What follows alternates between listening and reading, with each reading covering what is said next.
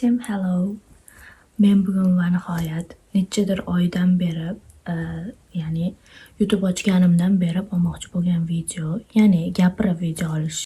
Men bugun 2025-yil tahlilini olaman. Dajik qilgan bo'lsam ham mayli endi.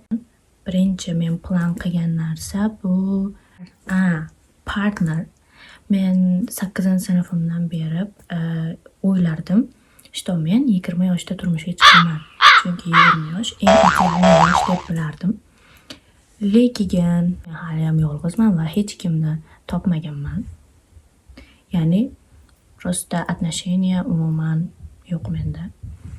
Ikkinchisi, IELTS 7,5-58 olishim kerak bo'lgan 2025-yil.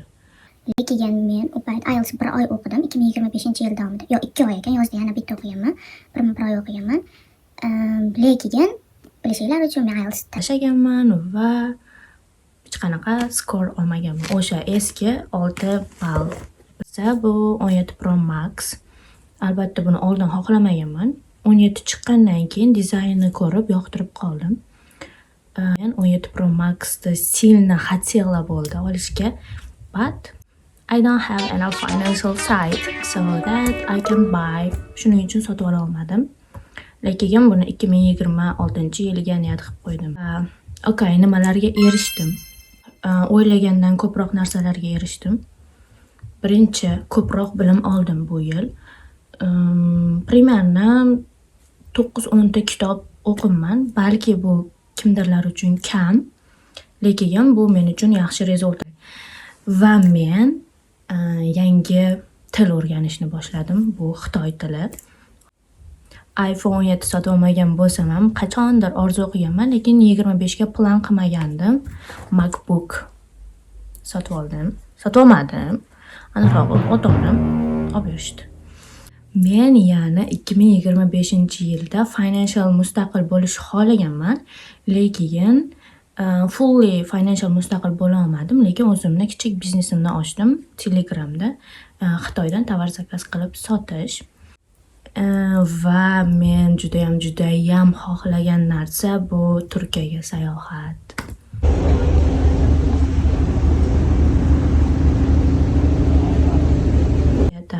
Plan qilinganida,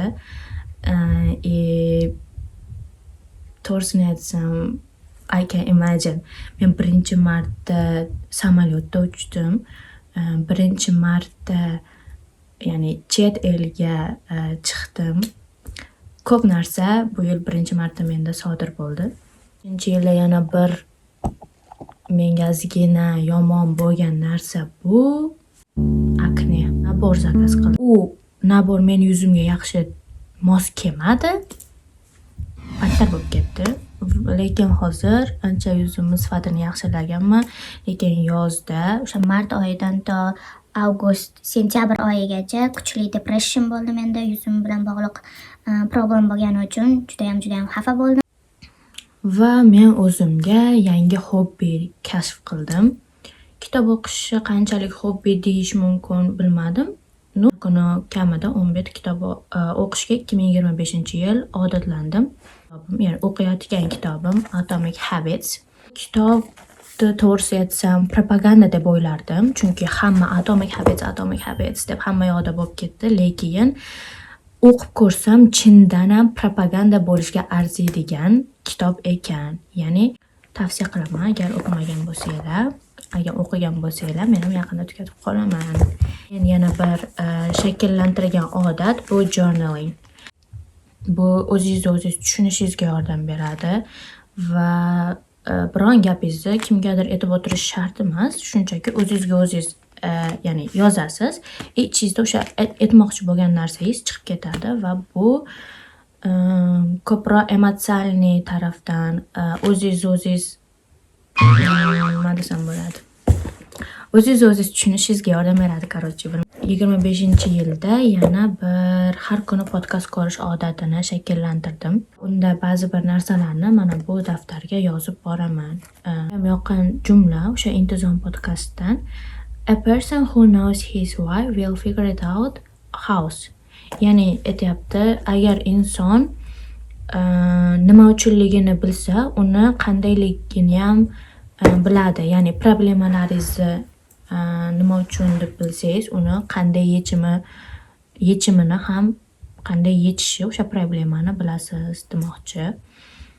Xullas, 2025-yil uchun juda ham katta minnatdorchiligimni bildiraman avvalambor Allohga. Okay, thank you for 2025. I achieved more things than I thought and hope thanks to Allah for turned my dreams into reality. Bye bye.